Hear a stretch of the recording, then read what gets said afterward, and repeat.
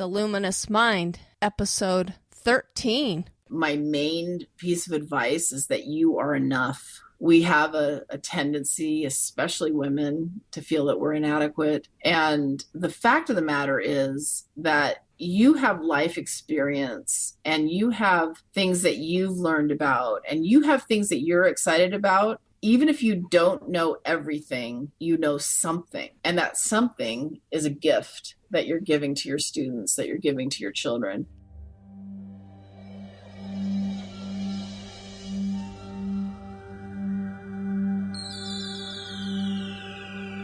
Benjamin Franklin once said, "Do not curse the darkness, rather light a candle instead."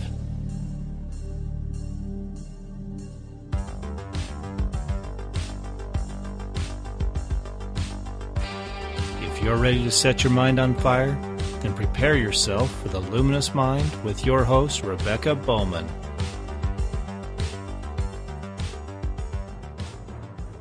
Kathy Mellor, author of Unleash Your Voice, mentors many adults and youth online in writing, public speaking, liberal arts, and life coaching. With over a dozen years of experience advising and mentoring in Commonwealth schools, she works in cooperation with LemmyMentoringTraining.com and NewCommonwealthSchools.com. She has a bachelor's degree in psychology and an MBA in finance. Kathy is the 2008 recipient of the Women in History Award from the Daughters of the American Revolution for her work in raising leaders with a passion for and dedication to America. In addition to aspiring great public speakers and debating through Unleash Your Voice seminars, she actively promotes great mentoring through her Mentoring the One seminar series and training mentors across the country. Welcome, Kathy, to the Luminous Mind. Would you briefly tell us about yourself? Sure. I live in San Diego, California, and I have 6 children and a great husband. Pretty happy living the sweet life. We enjoy spending time together as a family, and we enjoy doing service for people, and those are the things that we enjoy doing all together. And my kids are really into music. I have lots of piano players and singers and a flute player, so we're into music too. So that's kind of my family. I guess I should say they're into music. I don't have any musical talent myself. That's about like our home. I really encouraged my children to play instruments and all of that, and so they're very musically talented. It's a skill that I cannot help them with. Yeah, I figure I pay for the lessons. That's my skill. Exactly. So tell us about some of your passions and also your profession. Well, I'm very passionate about my profession. I'm lucky enough to have the opportunity to live my avocation. So I do what I love and takes up pretty much all of my spare time. So I'm passionate about freedom. I'm passionate about people getting great education to defend it. So, for example, my sort of touchstone quote is by Samuel Adams, and he said, "It does not take a majority to prevail, but a tireless, irate minority, keen on setting brush fires of freedom in the minds of men." So I love teaching people how to think so that they recognize when freedom is being lost. And I love teaching people the skills of being able to write better and read better and converse better. So what was your personal educational experience? I had great educational experiences. I was raised in a home where education was important. I went to private schools until there were no more private schools in my small town. So until high school, I was in either Episcopalian or Catholic private schools. And then I went to a really good high school with, a focus on academics, and I did well there. I worked in student government and that sort of thing and enjoyed that. I actually had a really great experience in formal education, to be honest.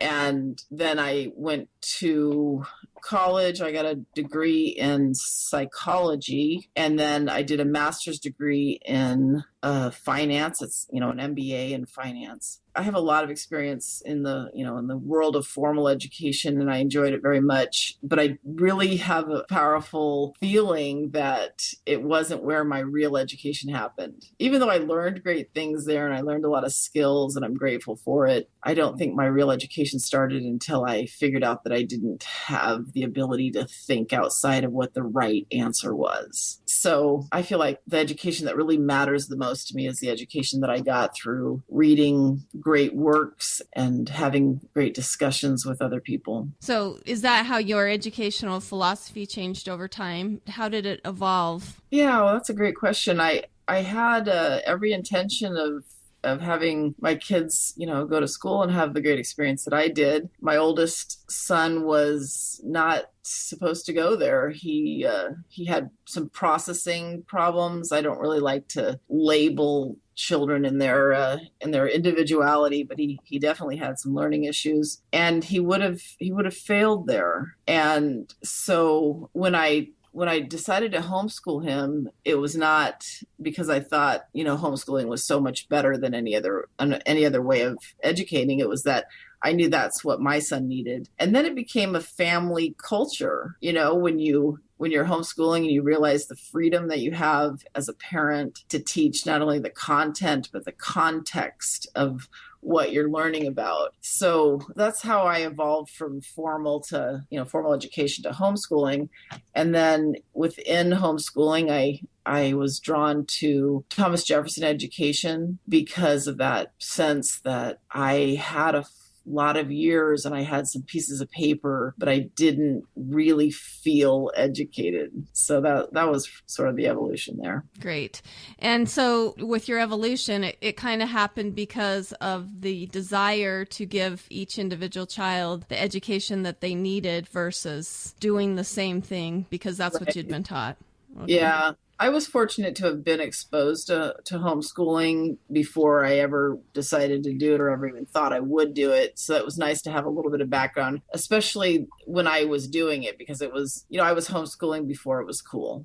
Like, it was really off the beaten track when I started. And people would not only ask those famous questions like, well, what about his socialization?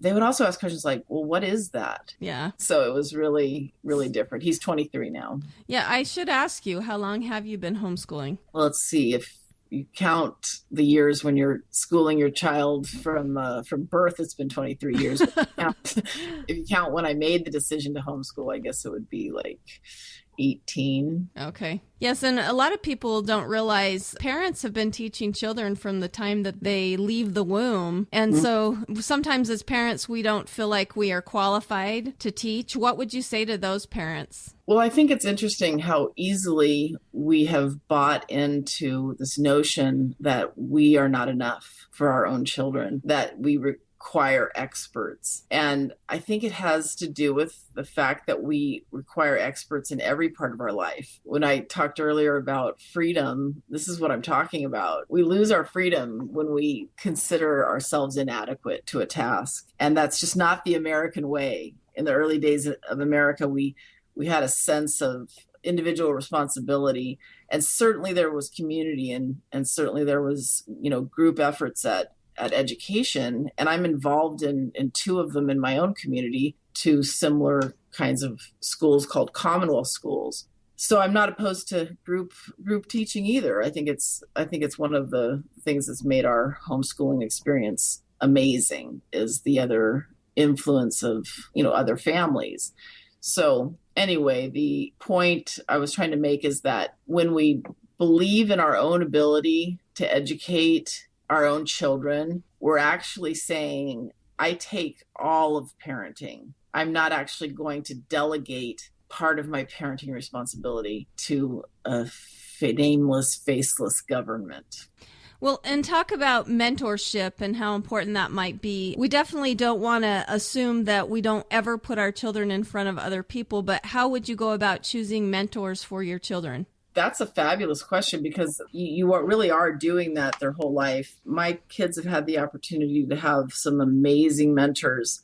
And some of the things that are important to me, especially when they're young, is that those mentors have similar values in terms of is supporting the values that are in my own home. So when they're a little bit older and they've had a firm foundation in their own family, then it doesn't, you can have a conversation about differences between your family and this mentor that they're going to or that they're being exposed to, and they're able to understand that and not be overly influenced by it. So for instance, my two oldest daughters are involved in a public school program that's basically an after school program for the arts. The oldest one is an instrumental music program, and it's an amazing program. It's 5 days a week, 2.5 hours a day, and they do all kinds of performances, and she's involved in chamber music and that sort of thing. So I went and met the mentor. I went and met the man who had charge of that program, and I could tell he was a mentor. He was interested in things other than her music, for instance, and he had a goal of broadening their horizons, and he certainly has done that for her. So my point is that I'm not against formal education if it's the right thing for that particular child. So we need to find mentors in our own lives. We need to be always thinking that way, and then we also need to be able to find mentors that help our kids with their next step. Would you recommend mentors for younger children? You mentioned you like to wait until they're older. Maybe take us from what you would suggest for the elementary ages and then through a middle school, more of a scholar. Just to let me back up, what I meant was older kids having mentors that maybe don't share all of your family values. Okay. Or that have a different worldview. Okay. So that's what I meant. Those other mentors should be happening when they're past their developmental stage of figuring out who they are. It's really interesting because in order to do this program, my kids are required to go through a charter school. And the principal of that charter school is a really, very different than my family kind of perspective, but he's a really nice guy and talks to me all the time about how my kids come in there and, there's a lot of alternative students, let me say, students who maybe are struggling to even graduate. And he talks about my kids and how they really know who they are and they're not fazed by other people's behavior, meaning like, drugs and swearing and that kind of thing. So, it's because they know who they are and they're old enough to evaluate those things. So the fact of the matter is my kids have been mentored by other mothers and fathers in my community from birth, quite honestly. We have a Commonwealth school that starts at, a nursery school. It's like my kids are 1 year old when they start going into a classroom with one of the other moms. So I'm not opposed to mentors in younger years. I think it's just a different experience. I guess it's more like, mothers raising our kids together. So what was the best advice that you ever received? Well, you're going to probably laugh at this, but I one time heard a speaker when I was brand new to this world of homeschooling who said, I did not sign up to be the cruise director.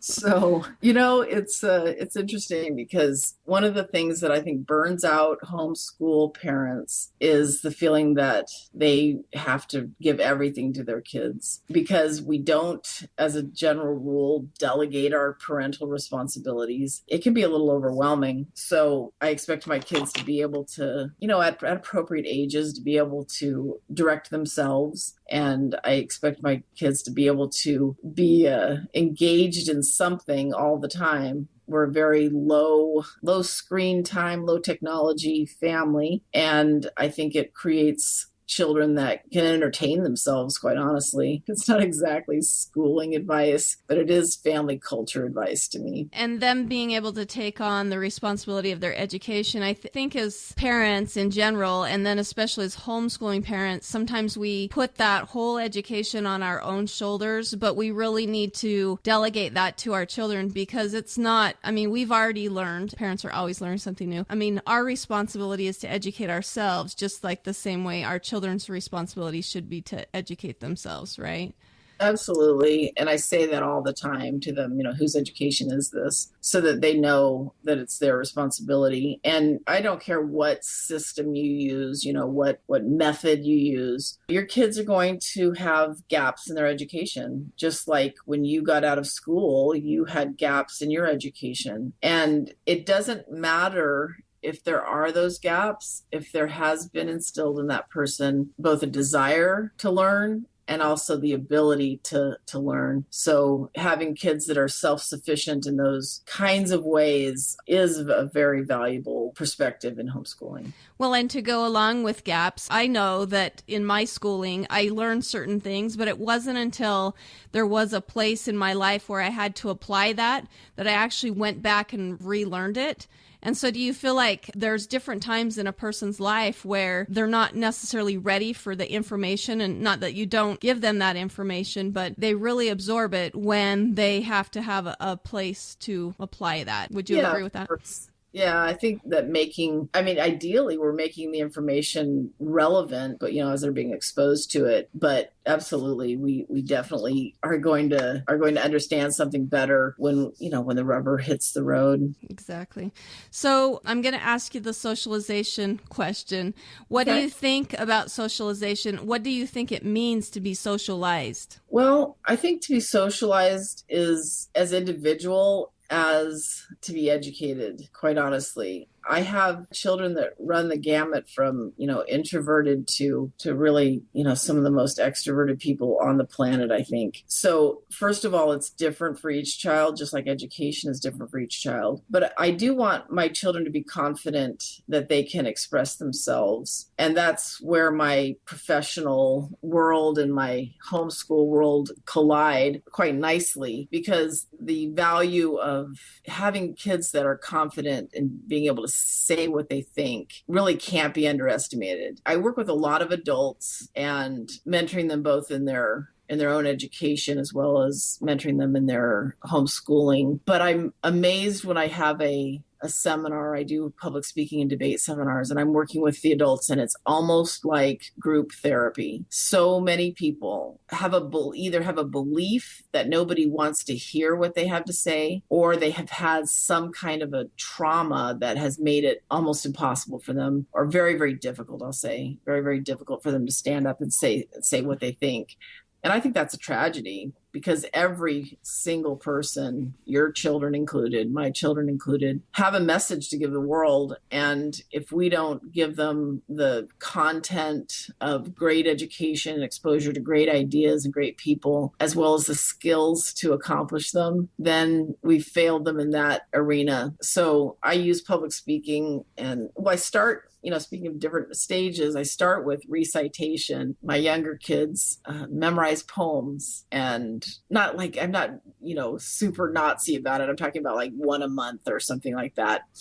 And they memorize poems and recite them. They also give lessons in our family. And, so I'm constantly just working, baby stepping them on those skills so that by the time they're in their teens or in what we call the scholar phase, they're ready for something more. And then I teach them to give great speeches. I've had so many of my students come back to me in later years and say, you didn't just help me with learning how to give a speech. That class also made me more confident in regular conversations.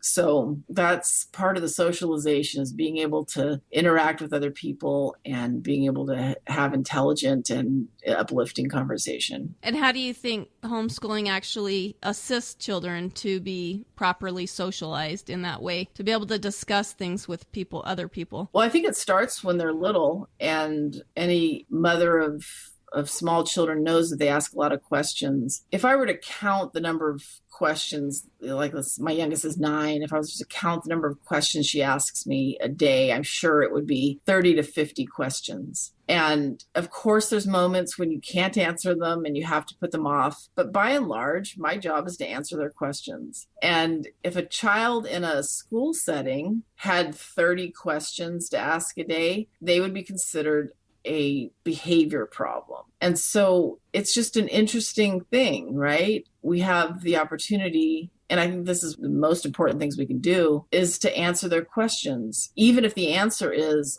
I really have no idea, that's a great question. So, or go look it up together or whatever. But I think that that's the foundation of socialization, is having your children be heard.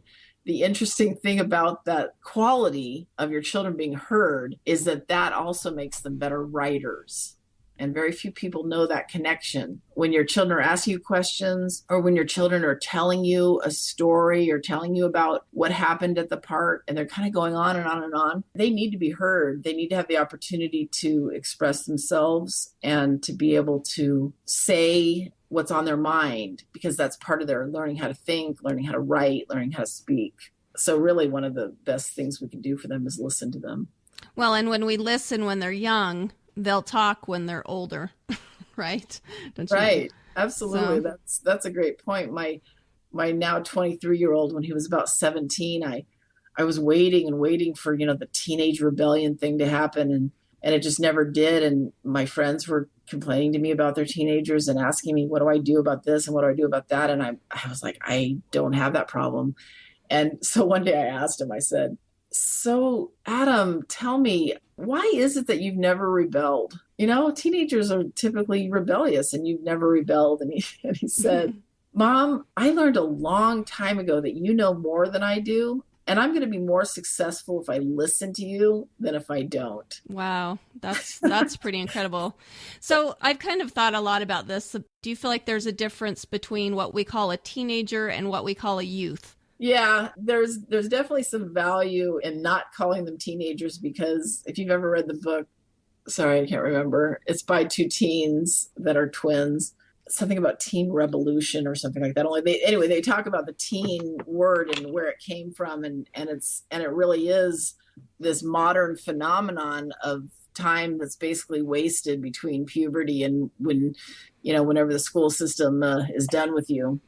Well, and with the teen, they're trying to escape ever having to take responsibility. And some people never get out of their teen years where they're escaping responsibility. A lot of our founders, it was a privilege at 14 years old. They wanted to be mentored and to be guided so that they could join the professional world. Would you agree? Yeah, it was expected. If you were in the lower classes, you were apprenticed. And if you were lucky enough to be able to afford, college and not be earning right away, it was expected that you were going to do something useful with those years. And now, at best, they're just kept busy.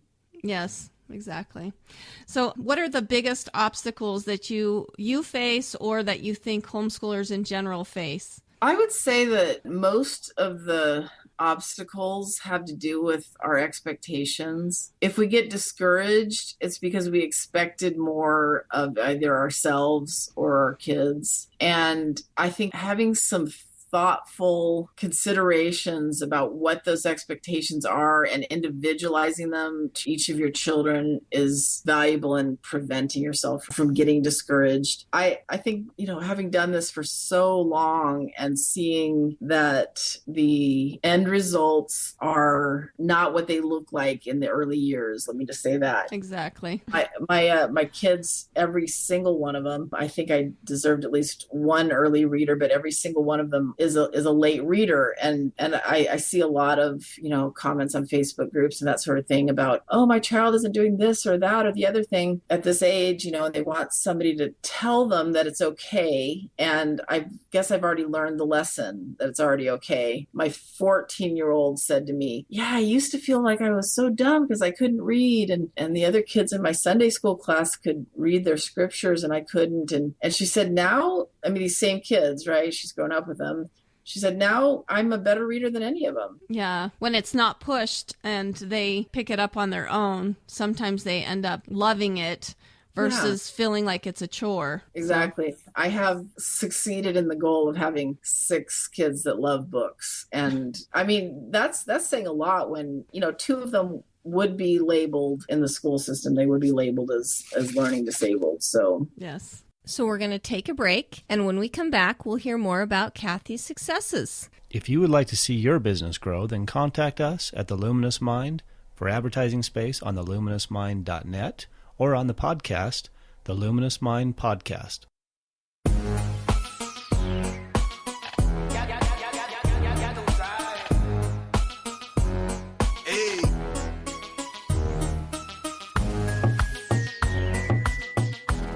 Welcome back to The Luminous Mind. So what are some successes that you've seen through homeschooling and mentoring other people? Okay, well, homeschooling successes are day-by-day victories, for sure. Seeing your kids, the light bulb go on, I see those as being successful.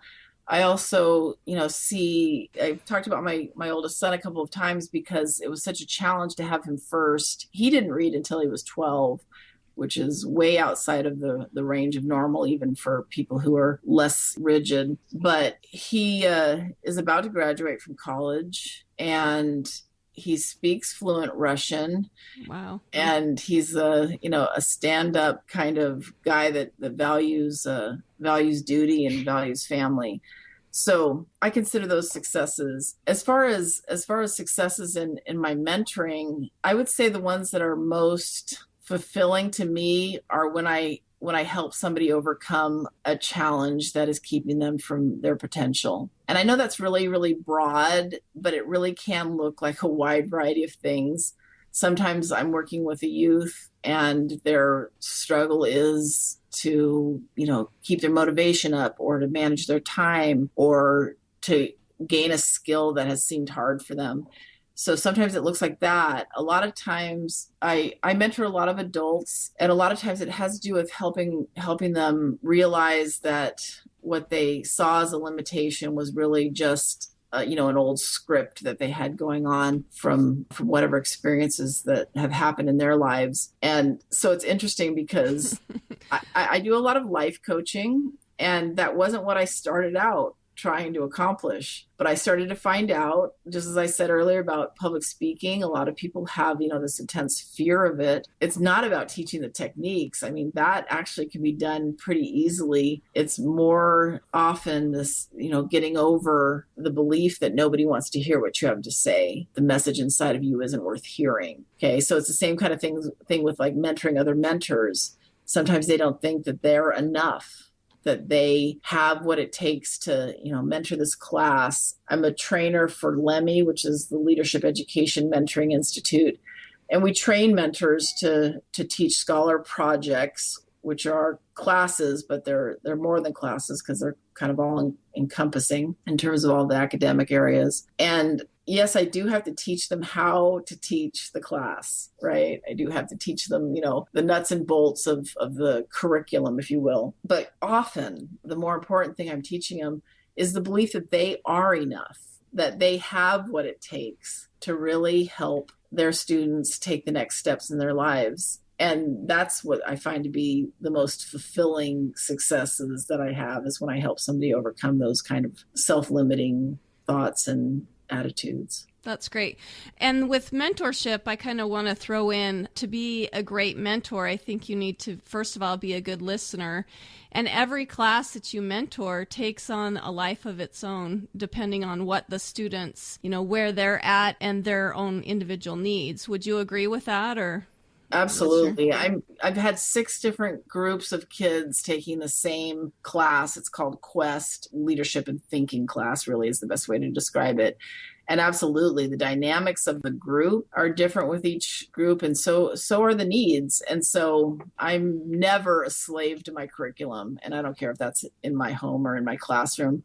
I'm never a slave to my curriculum. I consider it a tool that I use to help them along their journey. Okay, great.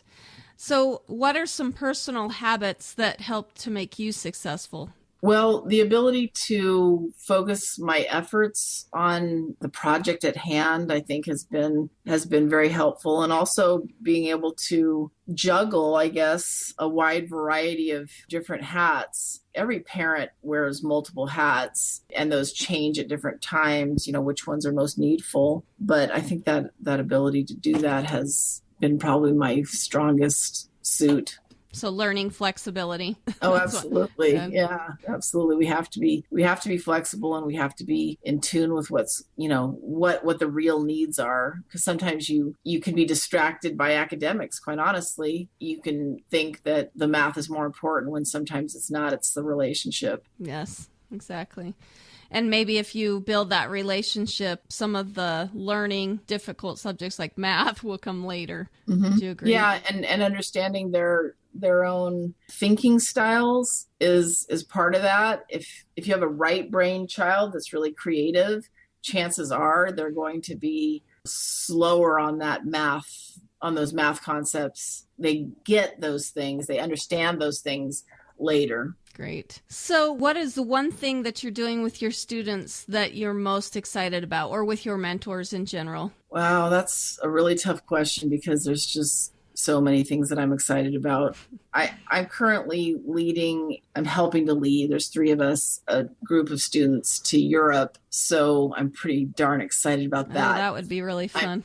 I'm teaching an online webinar series because the students are from all over the country, to pair them, because I know the first time I went, I wasn't really prepared. So that's one thing I'm really excited about currently right this minute. But I'm pretty much always excited about whatever I'm teaching. Well, that's great. So what are some of your long-term goals? For me personally? Yes. Well, I want to continue to have impact. I'm, as I said, fortunate to be able to have my profession be the thing that I love, which is helping people want a great education and to have the skills to actually set those brush fires of freedom. So I want to continue doing that. And as my children are aging out, I have my 3rd one turning 18 this month, actually. It's getting a little easier to do that. I have more freedom. When your kids are little, you don't necessarily have the time, the money, or the mental space to do that. So I do a lot of traveling. I'm doing 3 conferences in the next 2 months. I'm excited about those. So my long-term goals are just, I guess, to do more of the same, keep on inspiring people to be fighters for freedom. So what is some advice or encouragement you would give somebody who's just starting out, either mentors or parents? Well, I've alluded to it already, but my main piece of advice is that you are enough. We have a tendency, especially women, to feel that we're inadequate. And the fact of the matter is that you have life experience, and you have things that you've learned about, and you have things that you're excited about. Even if you don't know everything, you know something. And that something is a gift that you're giving to your students, that you're giving to your children. And I just don't believe that we're randomly placed together, that our children are some random accident of nature. I think they came to us for a reason. And when we believe that, when we really believe that, in our core, then we're going to know that we are enough and we have something to give, even if we don't have everything to give. And of course, nobody does. Even if we don't have everything, we have something to give. Well, and I really think that some of the best teachers are teachers who are a little humble and maybe have more of an attitude that we're all learning together, versus somebody who feels like the expert in something and is there to just spew out, information. Would you agree with that, or? Absolutely. That's definitely part of mentoring, because a teacher or a professor does that, right? They have the content, you are required to learn it, and they evaluate whether or not you succeeded. And so mentoring isn't that. Yes, we do have content to share, but I assure you that you will be more successful in getting them to learn that content when they ask for it. So to keep your own education going, I think is vital. I actually personally would die if I weren't learning. I feel like that's the legal drug there, the epiphanies that you get as you learn new things. But we're continually learning, but that doesn't mean we don't already have a store of content and stories and abilities that we can share with our kids. Great. So do you have a favorite book or resource that you'd like to share with our audience? Wow, that's also another one of those, bring it down to one thing. I love TJ Ed philosophy, and I'm grateful to Oliver and Rachel DeMille for all they've done to, develop it and get it out there. So, there's certainly plenty of resources there. I think that the resource that I most often am recommending to people isn't actually about education. So it's a book called Thou Shall Prosper. It's by Daniel Lapin. He's a Jewish rabbi and a businessman. And he's basically taken all the, thousands of years of Jewish wisdom about prosperity and put them into 10 commandments. And the reason why I love this book is because it's not a get rich quick kind of book. It's not all about making a ton of money. It's about living a life that is prosperous in all ways. And that through your business, you are contributing, you are making a moral and valuable contribution to society. So anyway, it was probably one of the most impactful things in my own life when I read that book. And I just feel like I'm being mentored by him. I'm a super big fan of Stephen Covey. All of his works are well worth reading and, integrating into your life. I'm the kind of person that recommends books to people in the grocery store line. So yeah, it's hard for me to just narrow it down to one, but I tend to read a lot and I love books that explain how things work. Like Malcolm Gladwell is one of my favorite authors. Atul Gawande is another. I don't know. There's just a lot of resources. I can't narrow down to one. I'm sorry. That's okay. So, and with the book, Thou Shall Prosper, he talked a little bit about having a service-oriented heart and how when we work to serve others, you do prosper naturally. Right. And that community of people exchanging, basically, when you're in business. And he recommends that you think of yourself as a business, even if you have a job, that you think of yourself as a business with one customer. And that's very liberating. Remember, I'm all about freedom. And if right now you only have one customer, that's okay. The point is that you can get more customers or you can get better customers. And so that orientation of being a contributing member of society, I think, is part of us being free. Great. How would you like to see the world change in the future? Well, let's see. I think that your questions are very insightful. The changes that really I think are most fundamentally needed. There's so many, but I think the one that I'm gonna key in as the most fundamentally needful is the ability to take responsibility for yourself. Oh, I like that one. That's in everything. That's in taking out the garbage. That's in being able to own your own education and not consider yourself a pawn in somebody else's scheme, and not allowing yourself to be a pawn in somebody else's scheme. Having that ability to just see yourself as responsible for the life that you live. Well, in my own personal experience, when I finally take responsibility for, maybe a wrong that I've done, or take responsibility in an area of my life, that's when I see the biggest change and growth from myself. So I definitely would back that up. I like taking responsibility. Yeah, it's super powerful.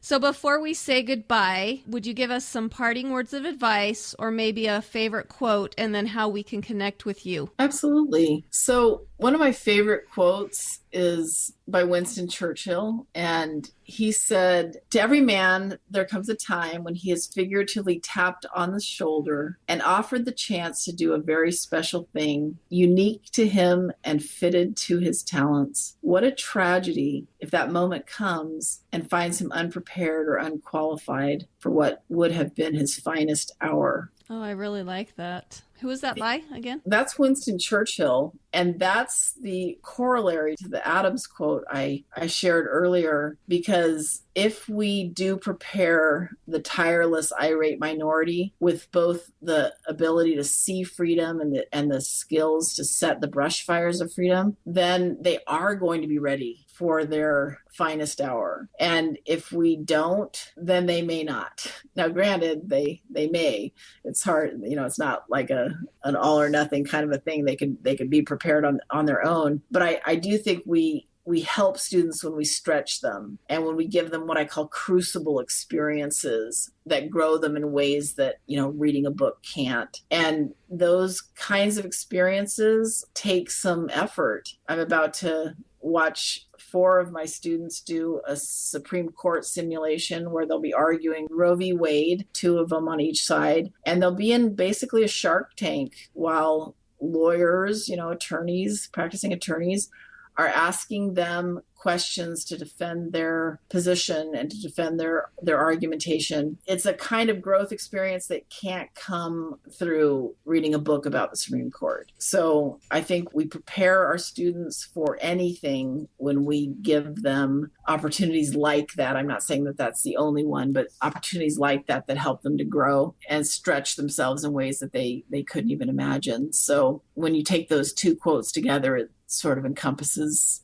who I am and what I do. My website is unleashingyourvoice.com. I can be reached at unleashingyourvoice@gmail.com. And I'm on Facebook. I have a page called Unleashing Your Voice, and my name is Kathy Mellor, and you can certainly send me a friend request if I've said anything that sparked your interest. I mostly post snarky things about, life. So, and then, of course, all the, Great. Wow, the amazing things my kids are doing kind of stuff. So, Well, thank you for joining us. I really appreciate you taking the time. it was my pleasure. Thank you for giving me the opportunity, Rebecca. Great. Thank you for listening to The Luminous Mind. If you want to be a fire starter like Kathy, please go to our website, theluminousmind.net, click on the Fire tab, and schedule a time today. Also, like us on Facebook, follow us on Twitter and Google+, subscribe to our YouTube channel, as well as iTunes and Stitcher. Help us continue to light minds on fire and change the paradigm of education.